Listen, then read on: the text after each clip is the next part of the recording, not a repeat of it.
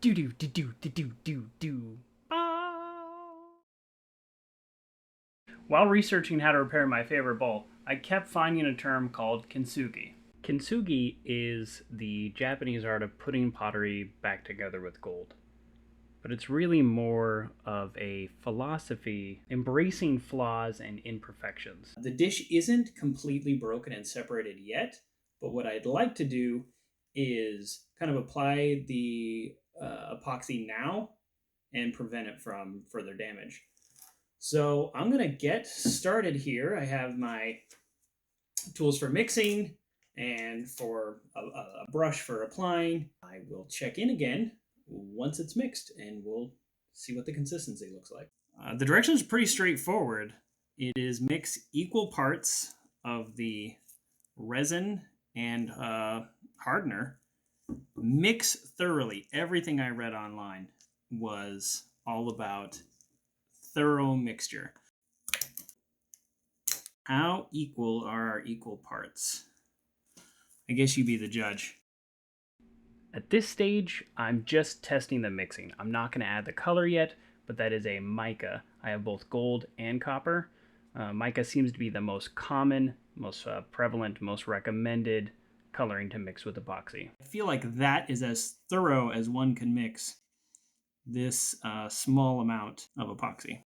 Gonna let that dry a little and check back in.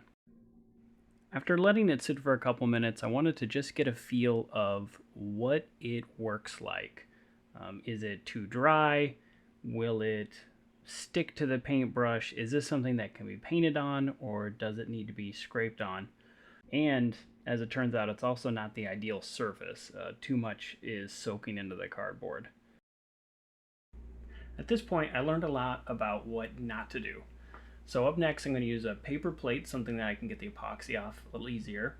I'm going to try to estimate the amount of mica color that I'm going to need, and I'm going to try to mix it faster and apply it sooner so it's still workable. White surface, so you can see the actual color you're making. I mean, I could measure this. This is obviously the most scientific way to make two puddles and then look at them and think, yeah, that looks right. Wow, that smell really continues to make me question if this is a good idea or not. To my mind, this is thoroughly mixed. Is it thoroughly mixed by the epoxy world standards? I don't know. I don't work for big epoxy here. I'm just gonna grab it like this and okay, that was a horrible idea. I'm going to tap it in. Adding more might just really make the color come through.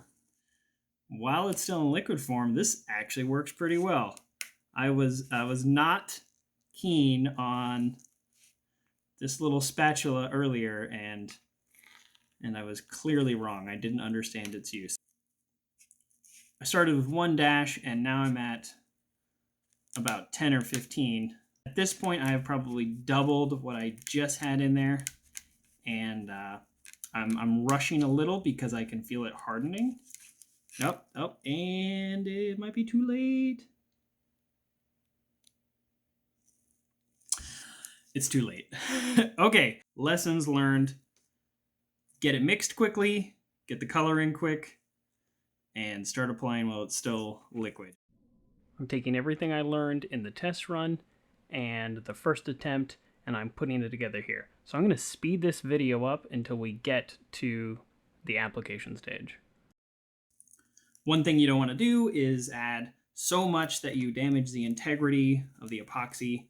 I don't really feel like that's an issue for this project. It's going mostly on the outside of a dish that, isn't broken yet. Based on what happened last time, I want to get it on a brush and get it going while it's still a liquid. This is where some painter's tape would have really come in handy. And if I were to do this project again, it's definitely something I would use. If we look at some examples elsewhere, it seems like I might have missed the mark from an artistic point of view.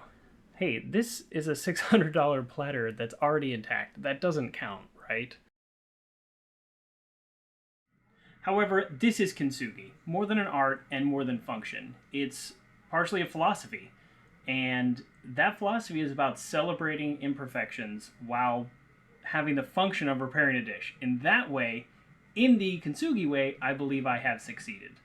If I were to do this project again, or if something were to break, I'll take everything I've learned from this attempt and probably improve on it quite a bit.